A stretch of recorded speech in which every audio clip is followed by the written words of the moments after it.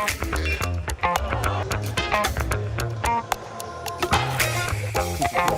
not hard, right? It's incredibly hard.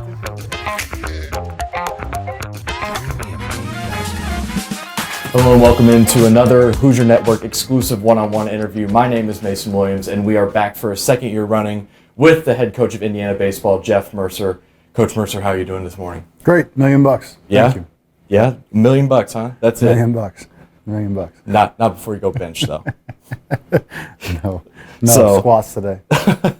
So you're in your sixth season now as the Indiana head coach. You guys went 43-20 last year, so most wins since 2013. It's the fifth most in program history. You guys were awesome here at Bart Kaufman Field, where we're in the press box actually conducting this interview. 26 wins here last year. Kind of when you reflect upon last season as a whole, what immediately comes to mind when you think about that group? I guess you're really proud of a lot of hard work over multiple years. Whenever you have a team like that or a season like that, all kind of comes together for you. It's not very, very seldomly is it luck, and typically those are the culmination of a lot of planning and hard work over years to put all the different pieces together that have to fit to make that even a possibility. And even then, you have to stay healthy and things have to go right. So I think when I reflect back, I'm most proud of the work that you did. You're looking at 2019, we win the Big Ten. You have 11 players drafted, and then you have a decision to make. How do you want to take the next step in the program? And so we attacked a plan to recruit really good high school players and to put together great player development and to grow as a program together and grow up together. And then to see, 2 years ago where we played all those freshmen every day and struggled early, like you would assume, and played well late, and then you carry that over into the next season, and now you're kind of freshmen and sophomores with a couple upperclassmen sprinkled in, and to see it kind of all those plans come together and all that work come together and all the kind of the trials that you have to go through to put together a historic team like that, to see it work was very fulfilling and rewarding, but also very proud of everybody hanging together and working their way through it to do that. And then I think there is a satisfaction collectively that comes from executing a plan, right? You put it together and you work hard and you're organized and diligent, and then to execute it, it's why you do what you do, right? All the work that goes into it to then be able to have it come together it's very fulfilling. A lot of that work culminated in a NCAA regional final appearance last year, your first one here. You guys went to Lexington, pushed a really good Kentucky team to that final game on Monday.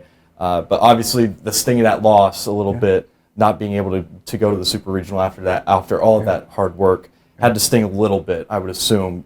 The recovery process afterwards, off of a loss like that, how long does it take until you take your first steps towards the next season?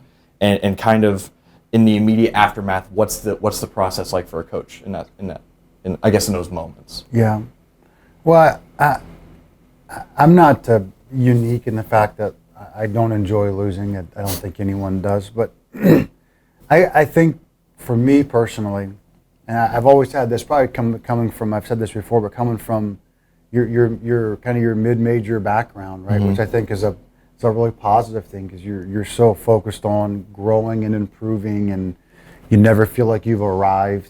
But your goal being is that you just want to be the best that you can be in the last 3 or 4 weeks of the season. So you're ramping up to get there, and you're building to get there. And I always tell the guys, as long as we do what we can to become the best team that we're capable of being, if the final out is made and we're the last man standing or we're not, that ultimately is out of your control. So let's do the best that we can to be the best that we can be as long as we can, and we were that. And so the game is ended and the season is ended, and it's not the losing that hurts. In my mind, it's the end of an era, right? You have a team that's built its continuity and its relationships, and now you know as a coach that the seniors are going to move on in their lives, and the guys that get drafted are going to move professional baseball. You'll never be with this group again, and when you win that many games and you go through all those experiences together, that's the part that really hurts. Like that's the emotional part when you look at the kids and how much it hurts them and they realize that their friends are going to go, they're going to disperse. They're going to go across the world in many cases. So that's probably a different direction than you anticipated, but that's always the hardest part for me. And I was very proud of them. We even in that regional, we played really well. We had Lewis Ar's injury in game 1, and then to be able to recover from that, win that first game against Kentucky, and then to go back into that final game and play really well. We just left too many guys on base and couldn't pull it off. But I was thrilled with how we played and how we competed. I think your mind as a coach, you're in the moment of the game. Mm-hmm. You're in the moment of the scouting reports and managing everything so much so that when the final pitch is made, you want to live in the moment as much as you can, but you know that you have to move your mind forward now. And so you're into immediately what do we need next? What does the team need from me? What do the kids need from me? What do the coaches need from me? And how can we organize ourselves and define what success looks like in this next phase? And so you're immediately into your end of the year player meetings, and then you're right into okay. So you're talking to the scouts, you're talking to advisors and agents, and what the draft's going to look like. How's it going to impact you? And now summer school starts with your incoming class almost immediately thereafter. So getting those guys in and getting them settled, and then guys going to summer ball and managing that, and then you're going out and traveling to see those guys play summer ball. So it's really the last pitch is made. You're with those guys that night, and I remember talking to the guys in the outfield after the game and saying like we'll worry about tomorrow. Let's just enjoy being together tonight, and we're going to stay tonight. Good option. We were close enough we could have drove back, and I was like, let's just stay tonight. Let's enjoy our time together, and we'll have fun and play cards and stay up too late. And we were, and this isn't controversial. We were obviously in the dorms, which was nice from a standpoint that we were all together, and you're all right there, and the families are together, and so we can hang out and do those things one last time, and then, but that next morning you're on to the next phase of running an organization. It was a special group for you guys, probably one of your most successful ones here. Yeah. A couple of those guys that are no longer with the program, a guy like Philip Glasser, a guy like Craig Yoho, two guys that had very different stories, but were both immensely impactful for your team this year. Yeah. They both were drafted last year. Mm-hmm. Are you still keeping in contact with those guys? So your role as a coach, it continues on just beyond college. Yeah, absolutely. Craig worked out here all summer leading up into the draft and stays in contact with the guys and talks to Coach Glant, and we'll be here to help as those guys move into their pro career as much as they would like. Philip Glasser literally works out here every day. He lives with Coach Weatherford in the off season and trains here every day. So I see him. Not much has changed when my relationship with Philip, besides that when the games start, he won't be on the field, which will be, a different experience for me, because you just lean on him so heavily as a leader and a role model, and also a tremendous player. But the good piece is that he's been here to kind of help the passing of the torch and to be around the other guys, as he typically works out in the morning. So as those guys are coming in, he's finishing up. But it's important to me that our players know that they always have a home here, and I want them to come back and be around. I want them to be engaged, and I want our professional guys to know that our responsibility to you does not end when your career at Indiana ends, but you always can come back and work out and train and be around if we can help. Jack Perkins came back this past fall and threw several bullpens with Coach Glant and spent some time with us, and so a lot of those guys do, and that's important to me. I think it's really important for our current players to, you can't become so disconnected from what it took for the player that was successful to be successful. I think sometimes we just assume that Philip Glasser was a tremendous player just because he was born that way, and the reality is he wasn't. I think he was a 100th ranked player in the state of Ohio his senior year of high school. So you look at what it took for those guys to be successful, and I think it really helps to imprint and impact on the current players. And then additionally, when you see a guy that puts that in, I think as a current player, you take the role and responsibility that you have to carry that tradition and to carry that standard forward. It just means a little bit more when the guy that you're replacing, who was an all-time player in the program that you're in, is standing right there watching.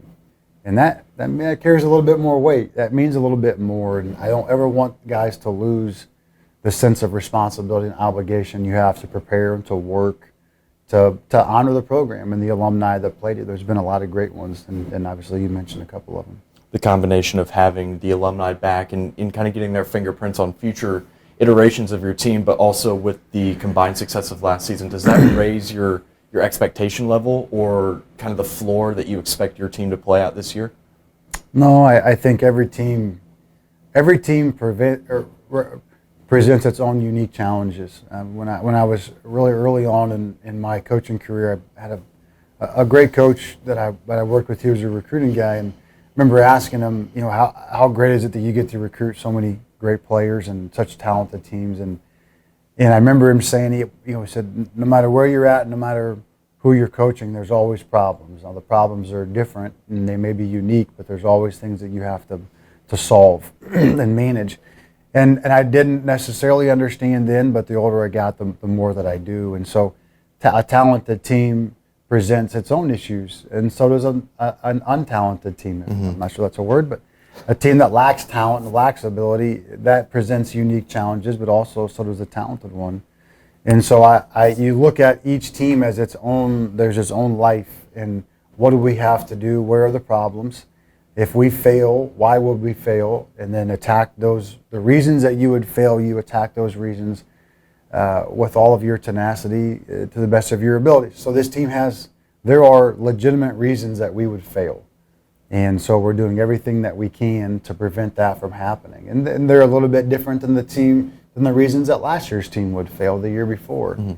So no, I don't think last year impacts this year outside of you do hold them to a higher standard from their work level and their understanding of what it requires, because the majority of them have seen success, and they should know what success demands of you.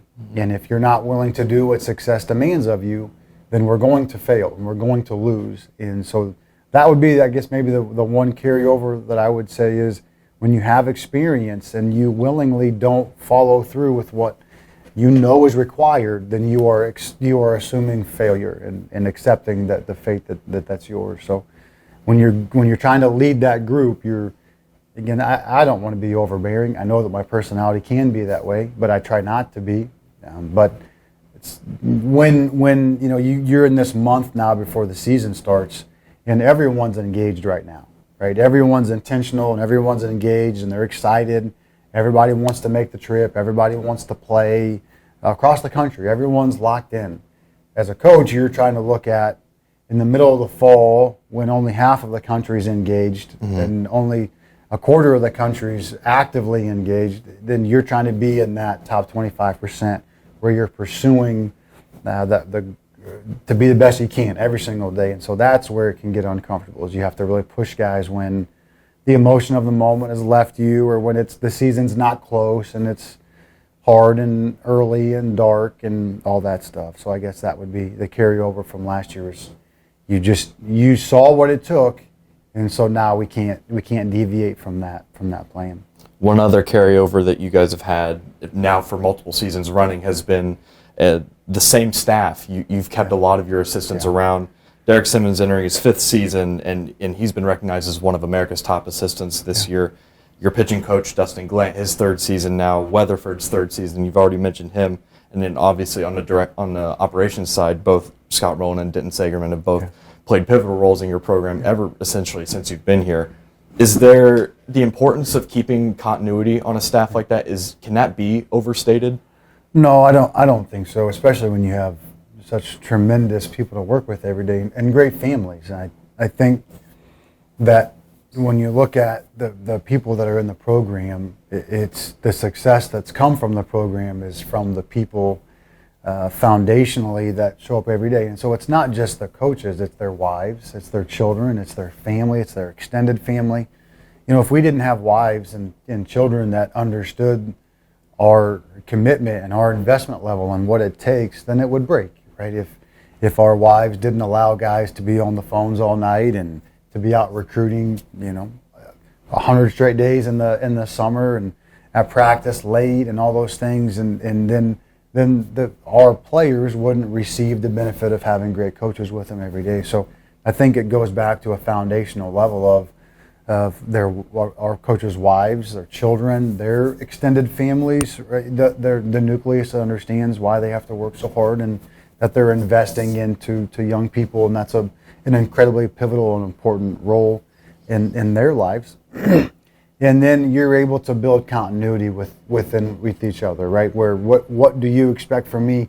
If you as a coworker were going to define success in my role, what would that look like?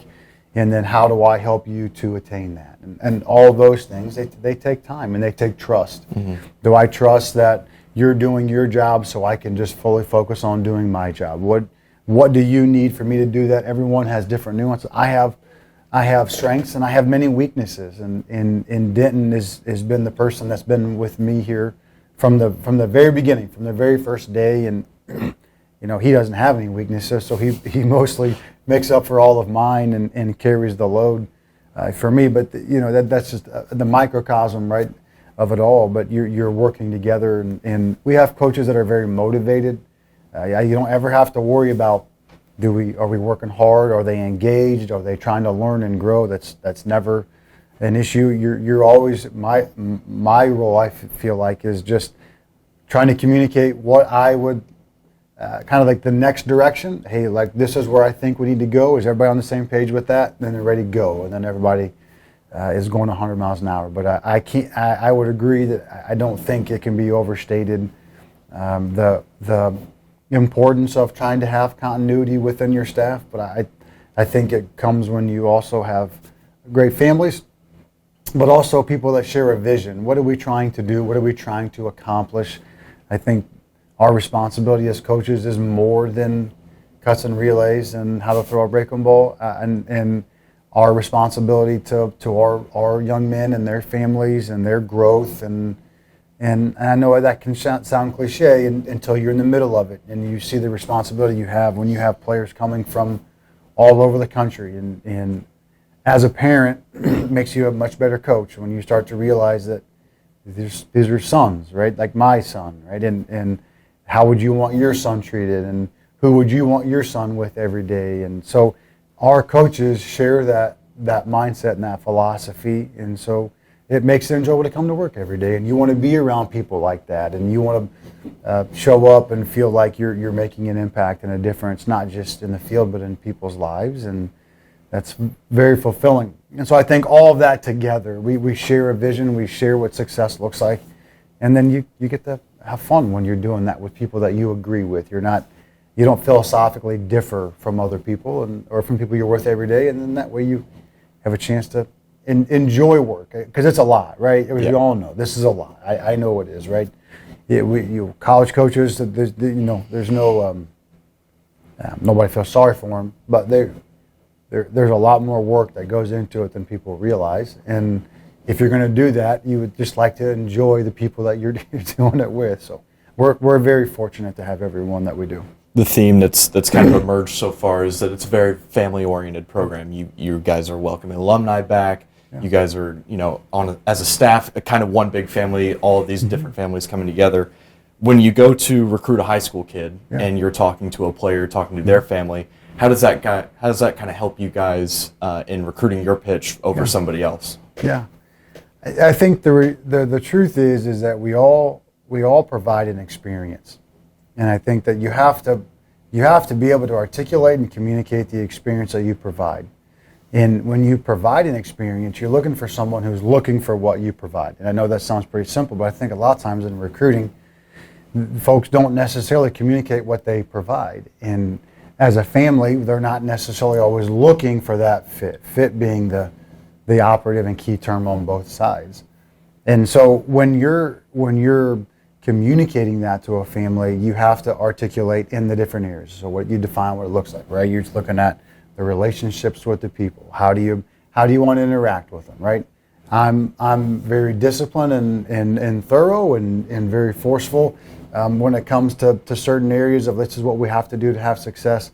But in others, I'm very laid back, and I don't care if you want to have music and a mustache or, well, I really care. There's some things you don't really care about, right? So you're looking for different philosophical alignments or differences. I think you're looking for player development experience, as far as what do you believe in the weight room, what do you believe in diet and nutrition, how do you believe that technology should be operated, all those different things. But I think it comes back to the core philosophy is when I drop my son off, do I trust the people that he's going to be with every day, the decisions that are made, the character, the morality, the ethics, how they're going to be handled on a day-to-day basis. And you're right, it should feel like you are an extension of the family that agrees with your general philosophy, right?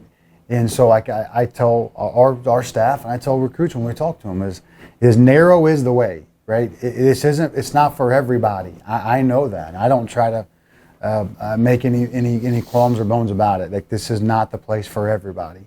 But for the ones that do agree with what we believe in and what we try to provide, I want it to be a very welcoming and warm place to be, right? I want them to feel comfortable with their children here, and I want the kids to be able to have the experiences that they wanted. They're going to get a great education. We're going to play really good baseball. You're going to get a lot better, and we're going to be well-rounded and balanced. And that's not for everybody, but for the ones it's for, I want them to be trusting of it. It's worked so far. You guys have brought in a lot of highly touted recruiting classes. Another freshman class this year that's gaining a lot of national accolades. You guys talk on social media a lot about building the monster with this program.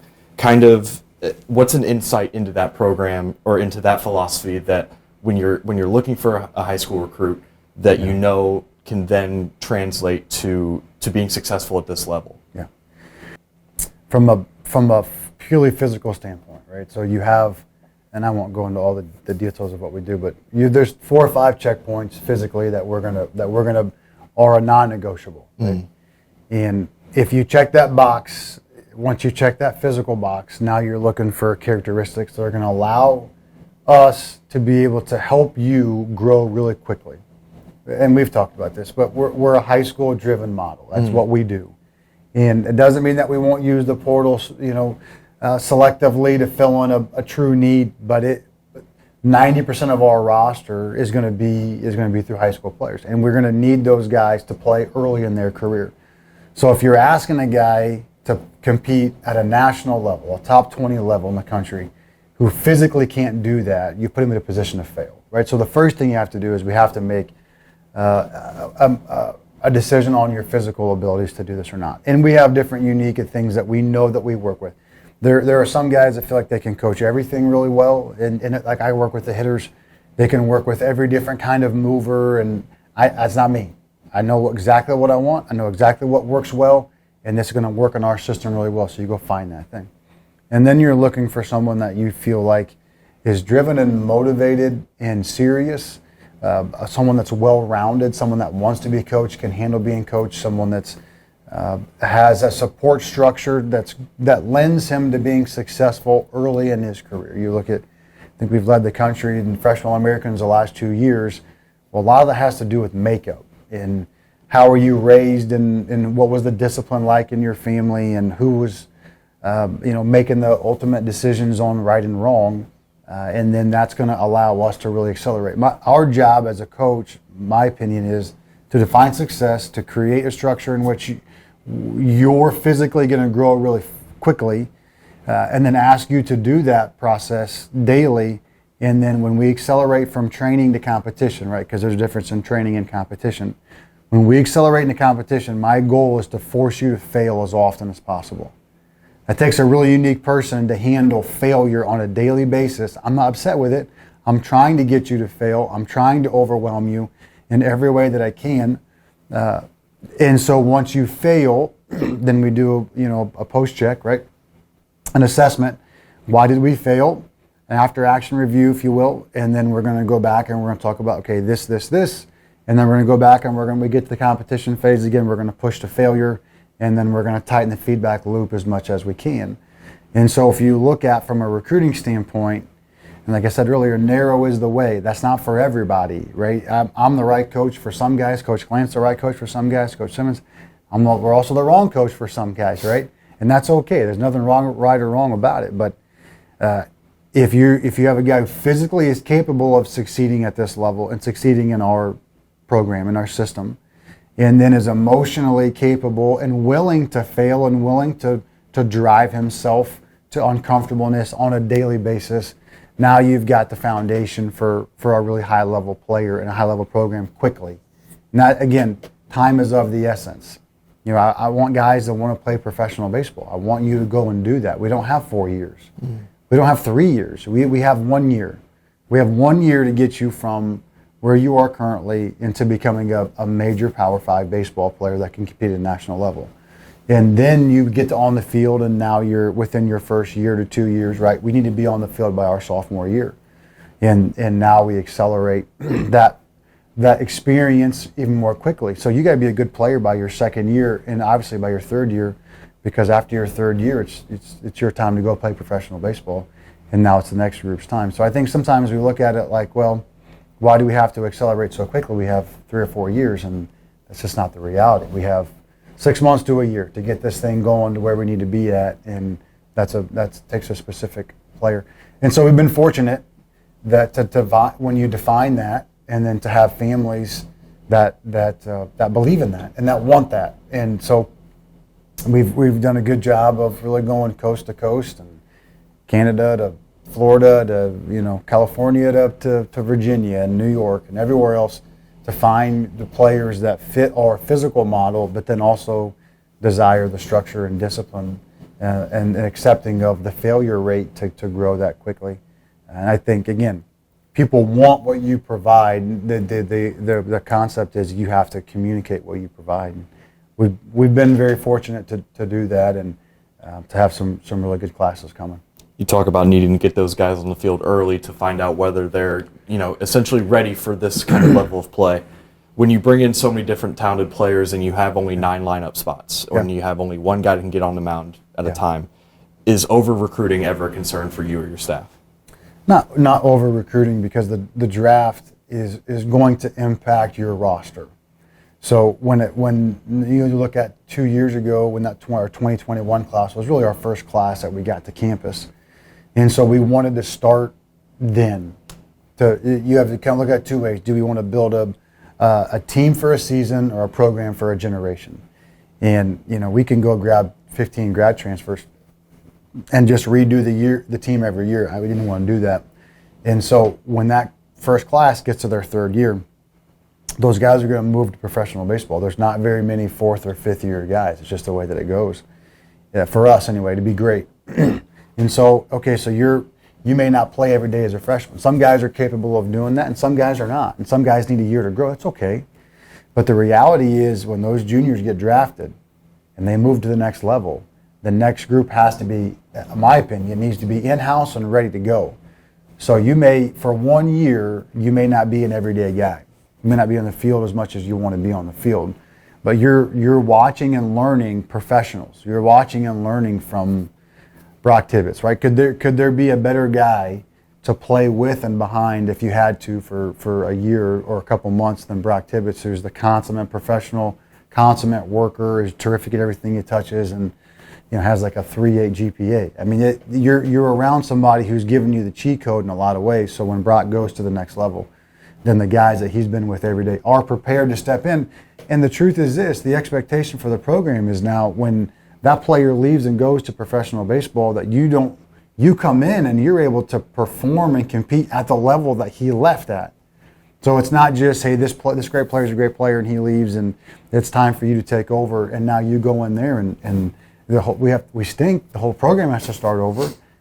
That's not the expectation. Expectation is that this guy was a great player.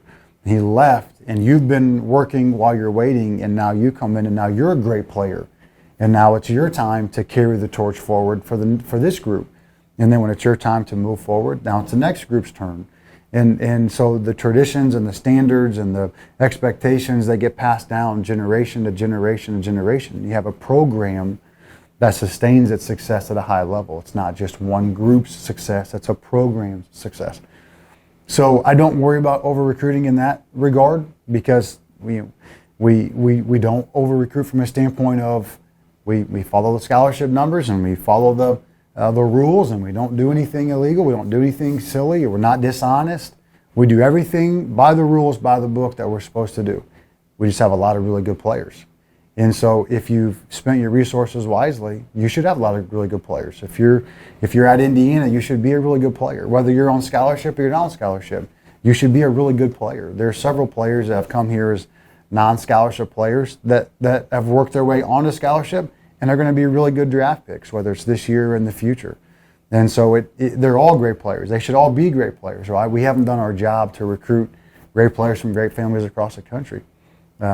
And so as I look at that, I look at it as a success when you have a lot of great players. And you also, you have to be cautious at times not to stunt a guy's growth by giving him too much too soon. You look at, no.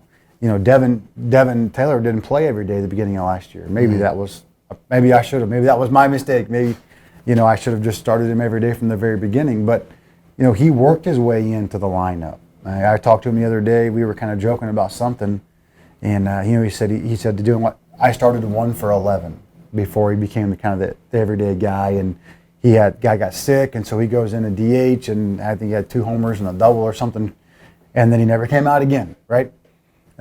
But you can stunt a guy a little bit too by giving him too much too quick until he kind of gets his feet settled. So I think there's an art to managing all of it, but I think at the core of it is the understanding that that we should all be great players because we're at Indiana. We should all do our job really, really well.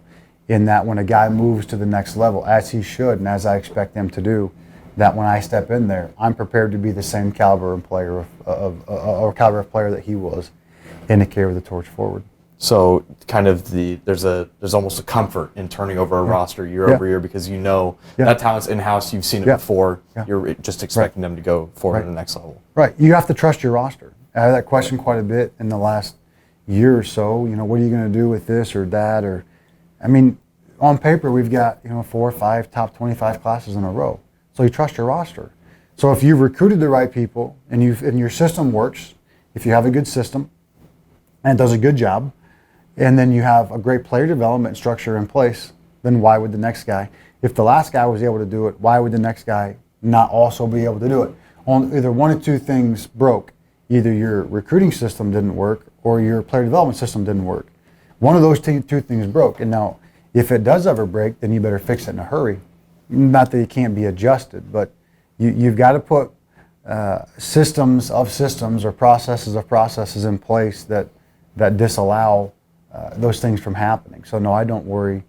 The guys should get drafted. Guys should move on. That's what they should get a great education. They should be well-rounded and balanced human beings, and they should go achieve their goals, which is what they want to do. It's what they came here for. So let's not shy away from it. Let's go do it. Do what we got to do to help them do those things.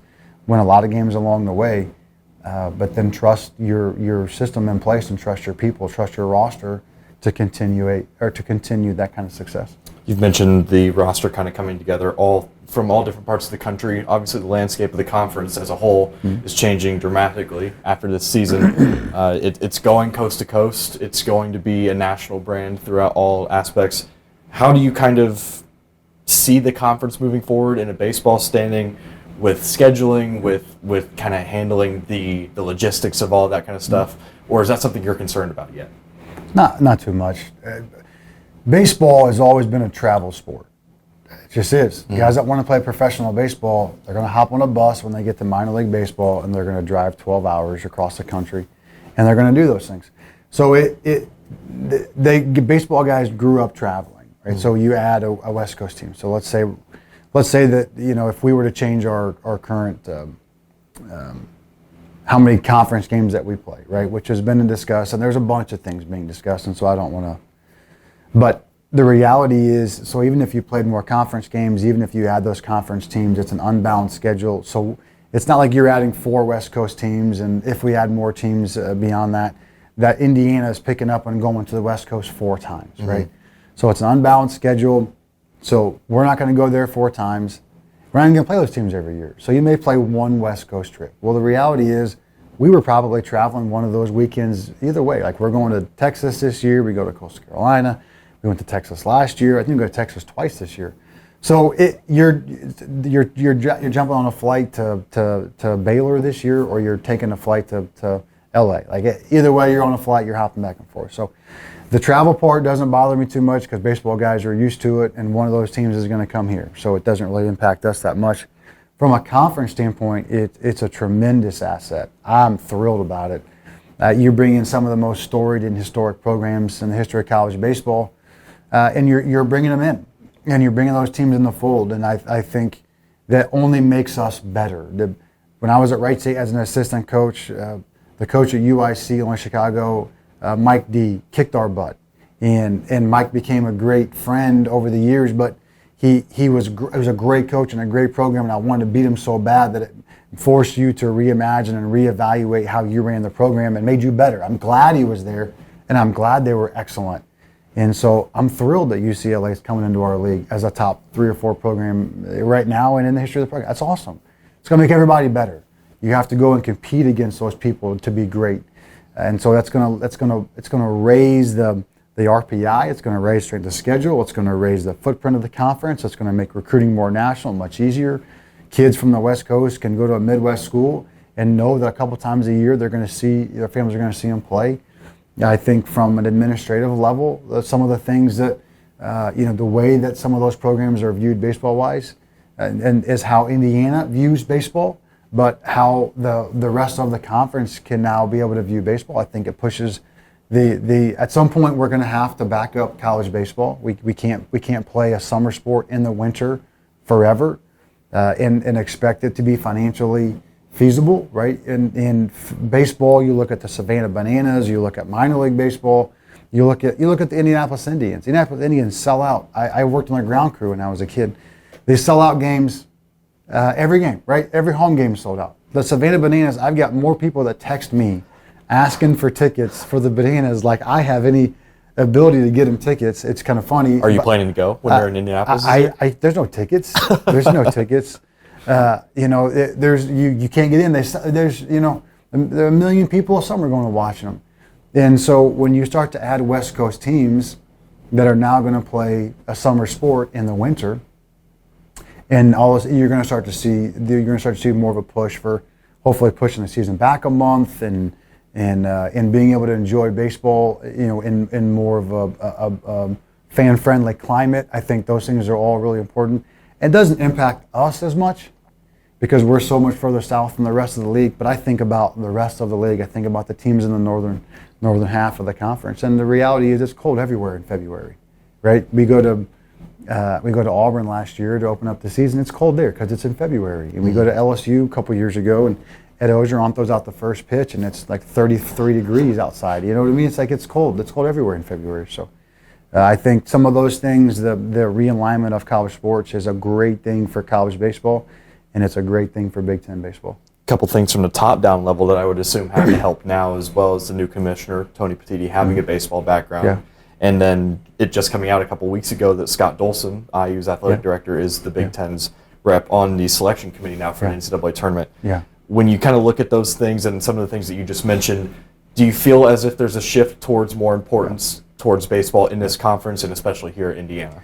Yeah, there is. And I sat in the Big Ten head coaches meeting with the new commissioner for 3 or 4 hours earlier this fall. You talk about, we are so fortunate to have him to be a part of this. So common sense, so down to earth, so incredibly smart.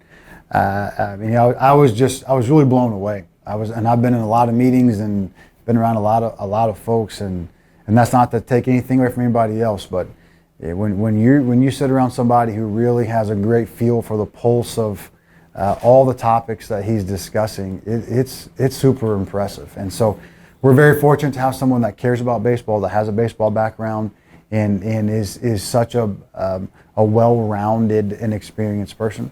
And then you've got Scott Dolson. So Scott's a huge baseball person, and for him to go on the Division I selection committee is such a huge deal for Big Ten baseball, but also Midwest baseball. I'm the regional chair for, if chair is the right word, but I'm the person in charge of helping to collect the information so we get a chance to work together, and I'll pass that stuff up the chain. But for him to make the commitment, to make college baseball, to make baseball in Indiana a priority, to spend his time doing that, I'm very, very, very appreciative, and we all should be. So the movement and the reality is this, is college baseball, you look at the College World Series, the financial success of the College World Series, how much money that makes, and that massive event.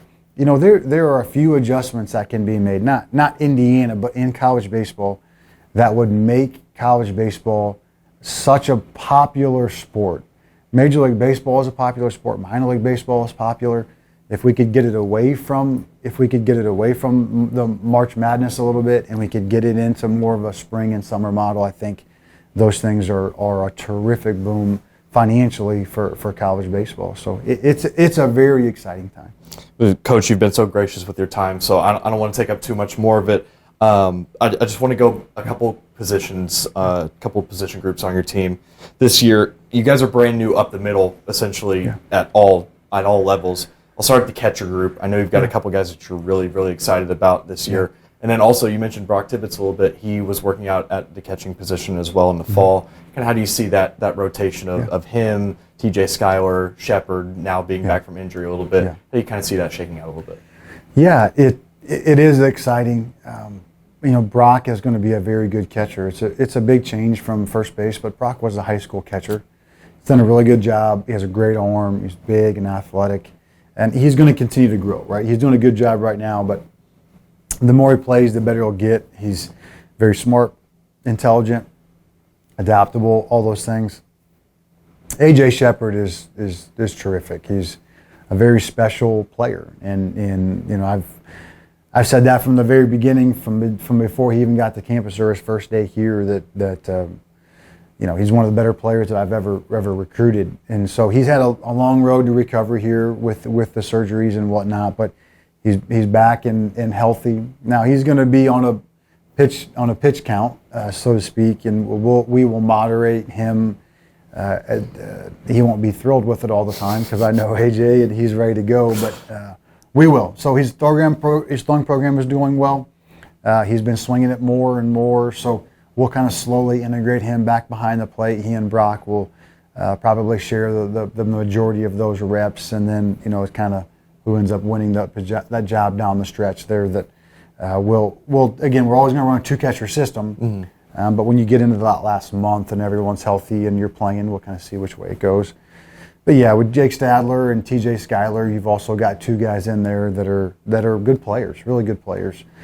Jake, I've been really impressed with him the last couple of weeks. He's gotten a lot better defensively, and offensively, he has really come into his own. He had some really good days offensively in some really tough environments, so that's been exciting to see.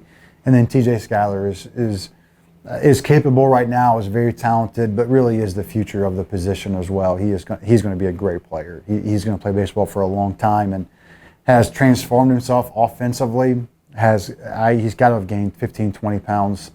He's so big and strong. He has an absolute, I always kind of joke, always somebody has a hand cannon. I mean, he has an absolute hand cannon. He has a bazooka. So he's got a great arm, and he's a great athlete. He's tough, comes from a Wisconsin hitters program that really is renowned for producing really tough kids and capable, and he is tough and capable. And so, Jake and TJ, I'm sure will get in there and they'll rotate their way through. Maybe early in the season, maybe not. I don't know, but I would be confident that both of those guys would get in there and play as well, and they're both excellent players also. Up the middle, your double play pairing is a bit different this year. Obviously, Tyler Cerny flips from one side of the bag to the other. You bring in a transfer in Brandon Burkle, who figures to probably start at second base alongside him. Kind of, you've done that a little bit in your time here over the last few years. You've brought in an experienced middle infielder, kind of quarterback really the entire infield unit. How do you see them kind of working together? I think Tyler Cerny has been our most improved defender from last year to this year. And he was really challenged to do that. And you have to give credit where it's due, where when a guy goes and does what you've asked him to do, you have to say good job. And I'm hard on the guys, and I'm demanding, and we have a high standard. And if they're not meeting the expectation, then they not in a mean way, but you have to tell them the truth. That's not good enough, and they respect that. But what Tyler has done, he's become detail oriented. He's become very fundamental. He's become a great ball handler. His footwork has been excellent.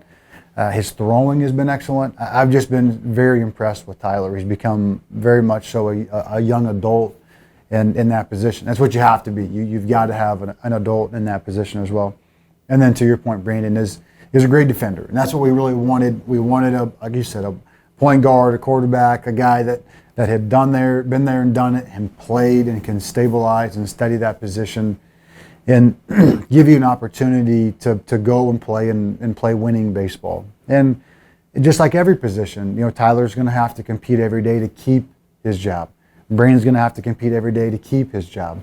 We do have talented other players that are young guys that are going to grow and improve throughout the course of the year. So, Hayden Carlson and Jason Oliver are going to push. Those guys are going to push. They're very talented young men, and they want to play like everybody else does. So, yeah, if it were going to start today, we would start with Brandon and Tyler up the middle, and Jason and Hayden are right there behind them. That are very capable players as well. So yeah, I've been pleased. I think our infield group is probably our most improved group from last year, and they've taken it very seriously. I've been impressed. At the corners, you've got essentially what I would call your defensive anchor at third base with Josh Pine. He's part of that really impressive junior class now. That's really, as you mentioned, you're expecting these guys to get drafted after this year. So. Yeah. He's been kind of one of the standout players of that group, and then obviously at first base, kind of rotating Tibbetts in a little bit, I would assume. You guys bring in Joey Bruncheski. Had to check with Jared on the pronunciation of that. Good job with that. I just call him Joey B. That's what I heard. I heard you only call him Joey B. Yeah, so, Joey B. Kind of at your corner position, you've been so good there so long. Yeah. Do you figure that to continue? You would like it to, and especially I coach the first baseman, so you have a little bit more pride in the position that you coach. And so Brock Tibbetts made me really proud the last 2 years. Made me look like a good coach, although I really I can't take too much credit because Brock learned first base in 2 weeks before his freshman year, before the game, which is and it's still the most. I tell people that, and the only ones that really can appreciate that are the people that are trying to learn first base. Mm-hmm.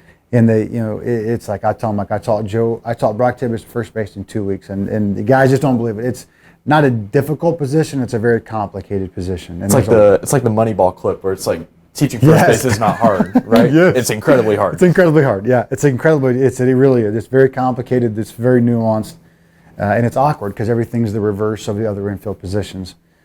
So.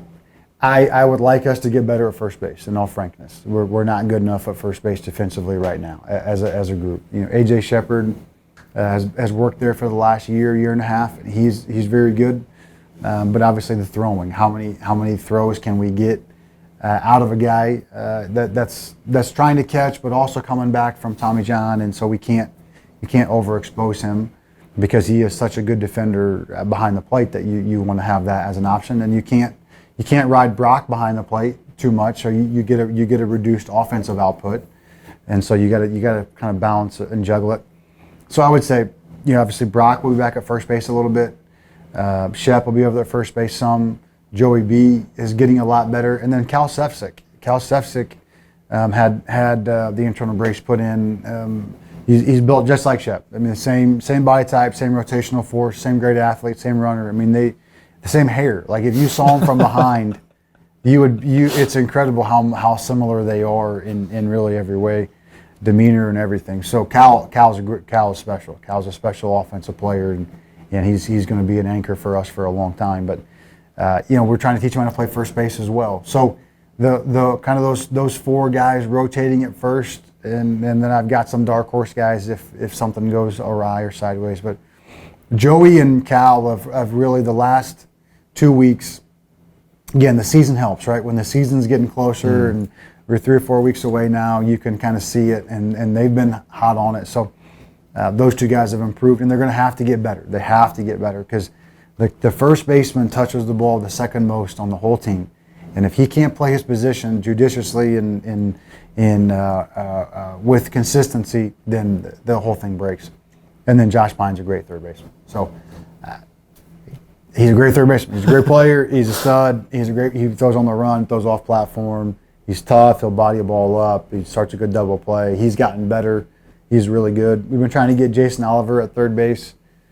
Jason's built to be a great third baseman, really explosive, change of direction, great arm, great thrower, throws off platform. He's just got to grow, right? You just got to get used to that position a little bit. So, yeah, third base is, Josh is the anchor, and the rest of those guys kind of work around him, and he's done a good job leading. It's always a hard thing when a guy like Philip Glasser, who's such a dominant personality and dominant player, leaves. It leaves a vacuum and a void, and now who steps into it emotionally? And I think Josh has done a good job stepping into that role. That outfield group is another one of those groups that kind of blends some returning production with some incoming power as well. Also, one of those kind of problematic log jams that I'm sure is one of the problems that you would enjoy having. Having a lot of talented players out there. What have you liked out of that group so far? Yeah, it's always, because I've had that a lot. It's a kind of a problem. It's like, what's a good problem? The real problem is when you don't have enough good players. That's when it's the real issue. We've gotten better defensively. I still think we have to grow. It's a concern, kind of like first base, is are we going to be good enough defensively to play at an elite level? And only time will tell. But I think the outfield needs to take another step or two defensively to be a great team. We talk about be it 6 or less. We talk about 6 or less as a team. I think last year we were 35-5 when we gave up 6 runs or less.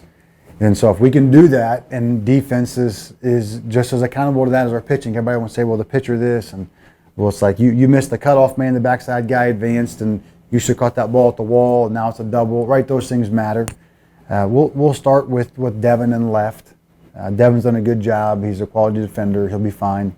Carter Matheson in center, and Carter's improved a ton. And we've really challenged him and pushed Carter. I think it's important that all players are held to the same standard. And Devin and Carter and those guys are great returning players, and they've been pushed and challenged defensively to grow because they're capable. They're good young men, and they're capable. And if they want to play baseball for a long time, they're going to have to be. And then we'll start with Nick Mitchell and right if the season were today. I think Nick and Carter are probably similar defenders as far as center field, right field.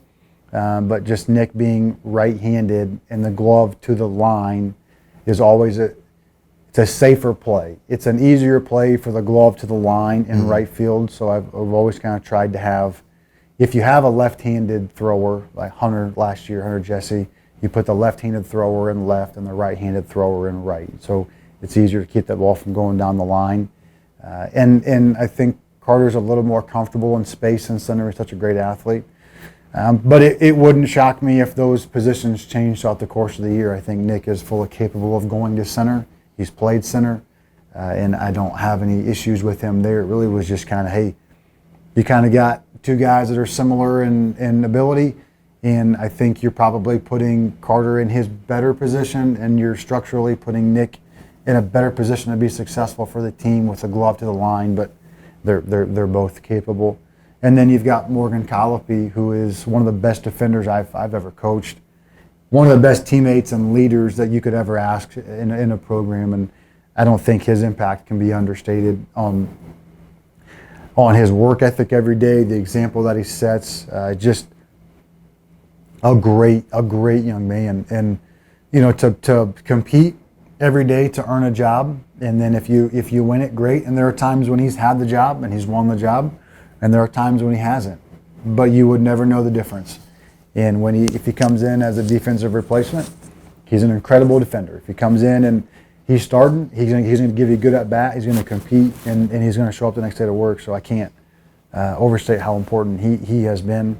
Obviously, Andrew Wiggins is the freshman that had a lot of accolades coming in, and Andrew's very, very talented. He has to get better defensively, and he knows that. We've talked about it. But most northern or Midwest or northern outfielders come in and they need to get better. It just they only get so many fly balls. There's only so many reps. They only play so many games, in a different climate, and so he's no different from that standpoint. But he's been great. He has an absolute plus throwing arm. I mean, he's a great thrower. He's great athlete, long, a ton of power, like a huge upside guy.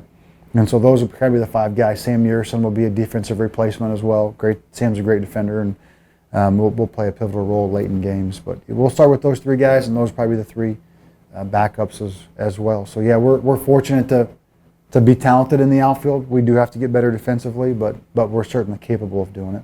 And I know in conversation, I don't think I'm springing any surprises on you when you mentioned the importance of the pitching this season. Obviously, you guys are going to be without Luke Sennard this year due to that injury, but kind of how do you assess the depth that you have going into the season, and kind of how you love your firemen? How do you plan to utilize those guys again?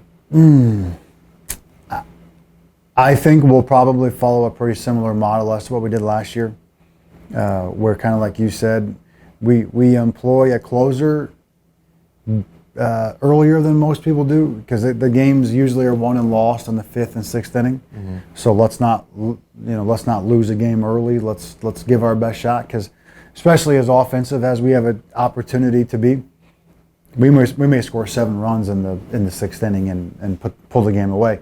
So don't wait to take your shot until the end of the game. We're going to use those guys early. So I think we'll probably, you look at Reisdorf and Foley and Grable, some of those guys, Kraft as potential starters, Bothwell potential starters, but I'm not afraid to stack those guys up in one day. And so I think we'll probably name a Friday starter and kind of like we did last year, Friday starter, and we'll figure out the rest from there once we get there.